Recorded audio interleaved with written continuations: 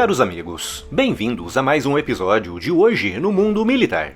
Neste vídeo falaremos sobre uma recente entrevista dada pelo presidente ucraniano Zelensky, que disse que o número de baixas, tanto russas como também ucranianas, estão aumentando e sobre como pretende manter o esforço defensivo do seu país diante da invasão russa.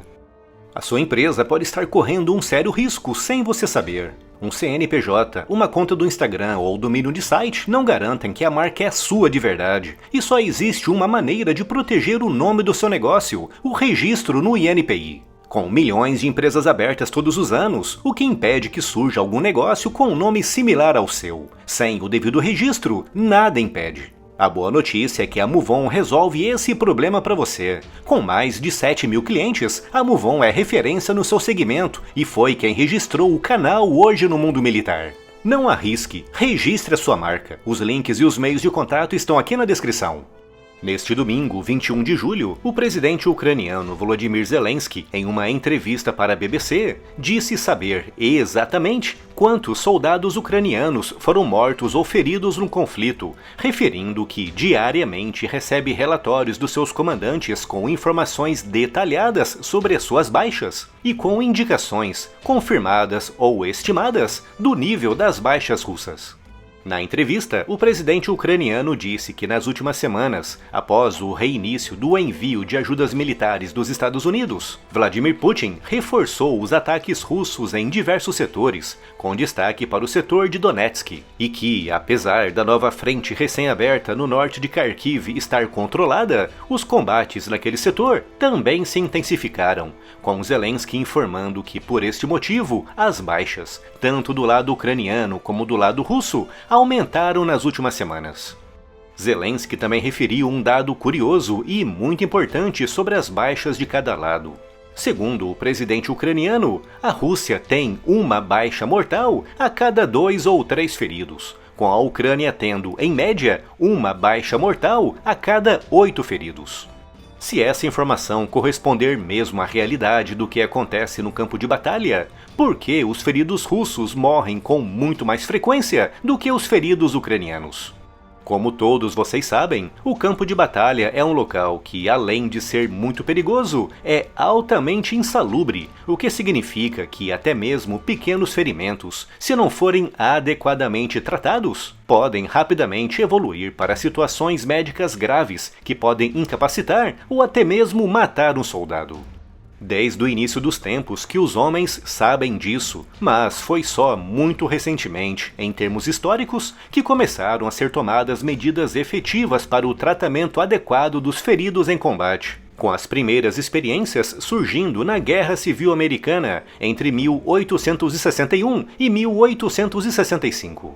Os tratamentos eram, obviamente, bastante rudimentares em comparação com os dias de hoje, mas havia ao menos alguma preocupação em limpar e tratar as feridas e em dar algum conforto aos feridos.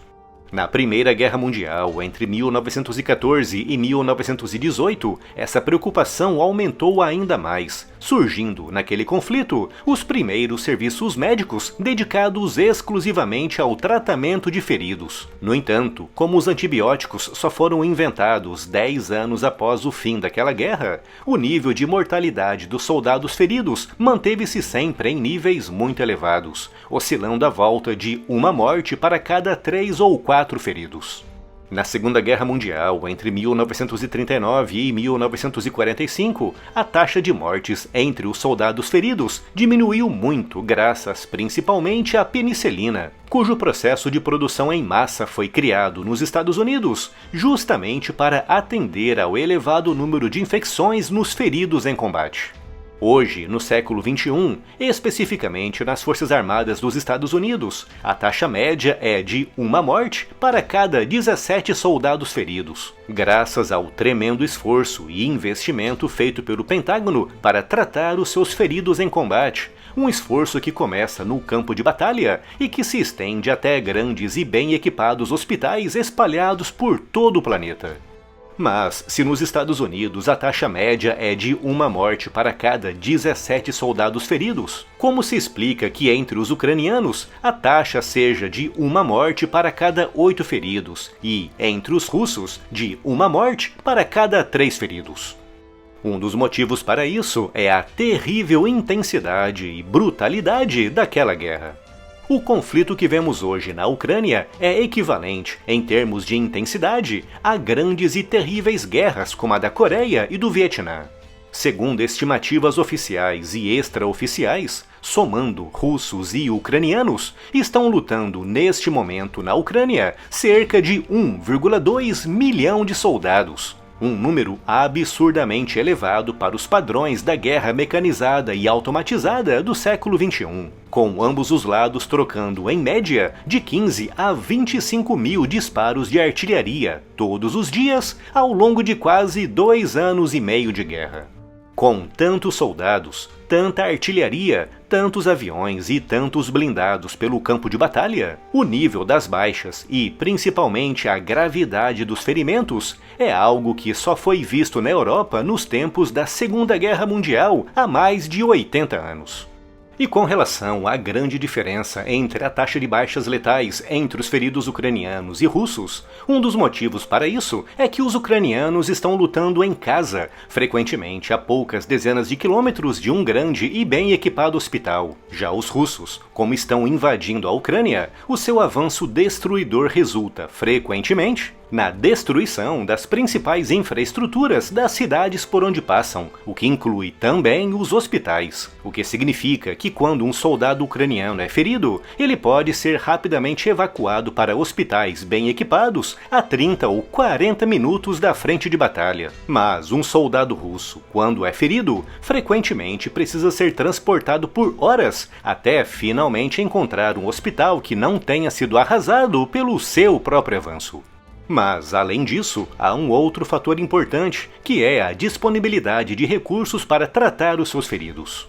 Graças aos aliados ucranianos como Estados Unidos, Reino Unido, França, Alemanha, Japão e Itália, os hospitais ucranianos estão sempre bem equipados com todo o necessário para tratar ferimentos graves entre os combatentes, com aqueles realmente mais graves sendo até enviados para tratamento no estrangeiro. Mas na Rússia, a situação é bem diferente, com Putin obrigado a sequestrar parcelas cada vez maiores do orçamento russo para sustentar o seu esforço de guerra, reduzindo drasticamente o orçamento de outros setores, como por exemplo a saúde, afetando não apenas os seus soldados, como também e principalmente a população civil russa. Essa é, aliás, uma das estratégias que Zelensky quer seguir para garantir a continuação do seu esforço de defesa, garantindo tratamentos adequados aos seus soldados para, primeiro, aumentar o moral das suas tropas, que ficam com a certeza de que serão bem tratados em caso de serem feridos, e, segundo, para permitir que os soldados feridos, após o tratamento, possam continuar contribuindo para a defesa do país. E se ainda não está inscrito no canal, inscreva-se já e acione o sino das notificações para não perder nenhuma novidade. Siga as notícias e as novidades do mundo militar também no Spotify. Conteúdos novos em formato podcast todos os dias. Siga-nos por lá e leve o conteúdo do canal para onde você for. É só clicar no link que está aqui na descrição.